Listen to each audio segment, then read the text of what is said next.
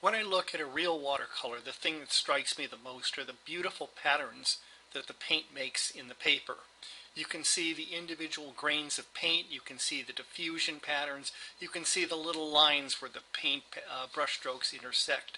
And this is one of the defining characteristics of a watercolor, that it's not a uniform pattern, it has a mottled look to it that really gives it that sense of this is a hand-painted watercolor.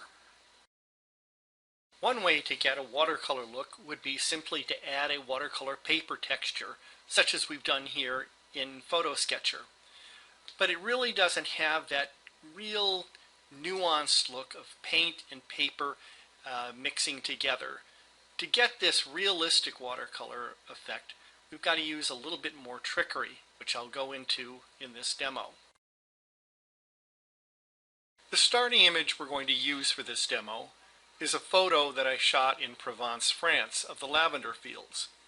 Unfortunately, nature wasn't cooperating with me, and the lavender hadn't quite bloomed yet. So we're going to have to find a way to give it a little bit more color. I'm now in my favorite editor, which in this case is ACDsee Ultimate. However, you could use Photoshop or Lightroom or many of the other well-known editors. To start, what I'm going to do is just select certain pixels to change the colors, mainly in the plants here. So to do that, I come over here to Color Balance.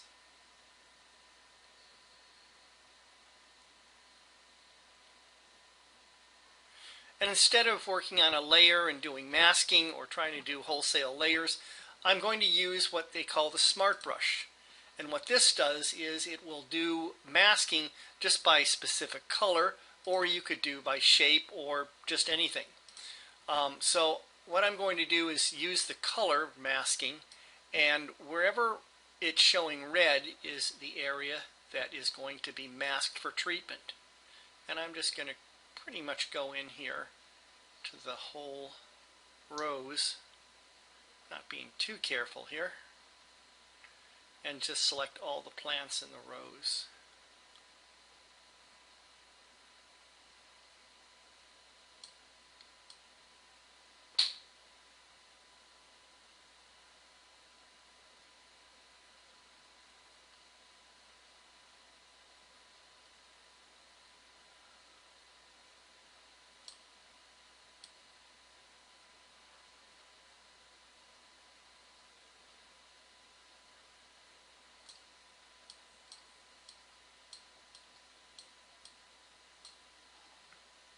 Then I'm going to turn the brush strokes off so I can actually see how it's being affected, and then come in here and just start playing with the sliders until I get about the color that I want. Maybe get a little more red in there, and I can go either lighter or darker.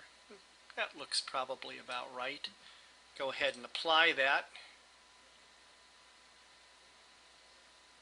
and then click Done, and we'll save this.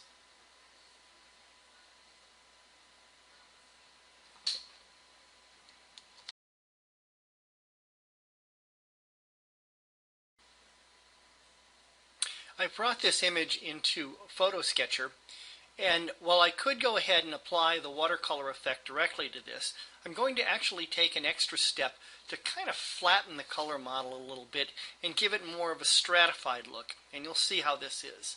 So I come up here, and what I'm going to do is actually use one of the other effects, which is the Cartoon 1. In this case, I'm going to just load some parameters that I've already saved. So I have all the settings, and you can sort of get a preview in the window here, and we'll go ahead and let that draw. So here was our starting image, and now look at see how it's changed. And what we have is a much more kind of a mottled look, but it's much more stratified.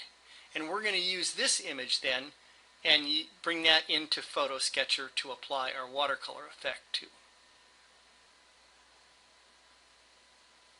I'm back in Fotosketcher, and this time I'm going to use the Paint 9 effect. Now I can just come up here and use the defaults, but in this case I'm going to go ahead and just load some parameters that I've already saved, which has the settings that I want. And we'll go ahead and let that draw. Normally I would stop it before it reached the maximum. And the reason is I like a little bit of white space in between the brush strokes, and I can do that by just pressing the escape key and stopping it probably at about 75%.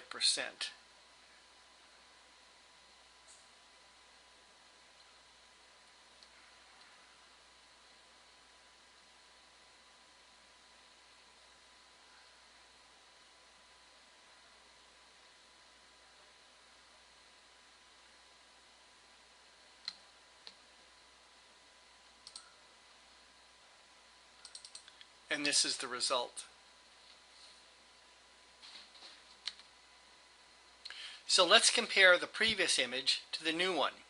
This is the previous image that we just started with in Fotosketcher, and this is the result.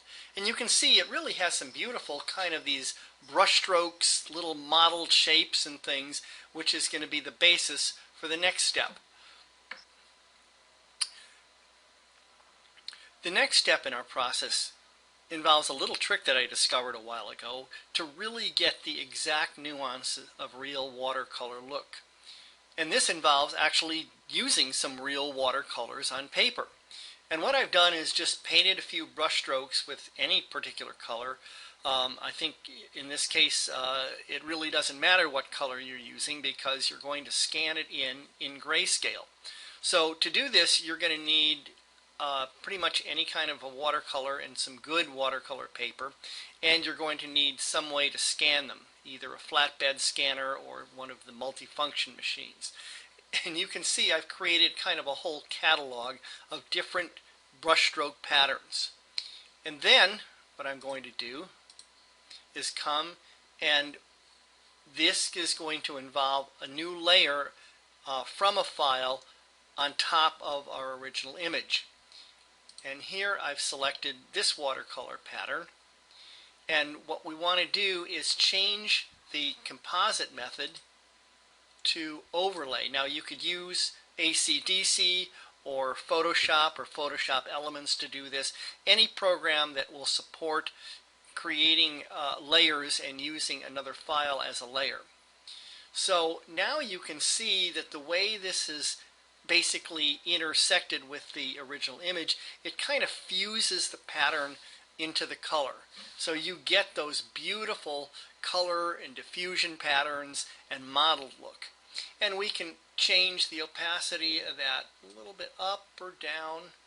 We can change the brightness or contrast and just tweak it a little bit. Once I'm done tweaking it, I'm just going to go ahead and merge the layer down and flatten the image. And now I can just zoom in here, and you can really see how beautiful you get the paper texture, the paint texture, and all these little model patterns that are the look of real watercolor.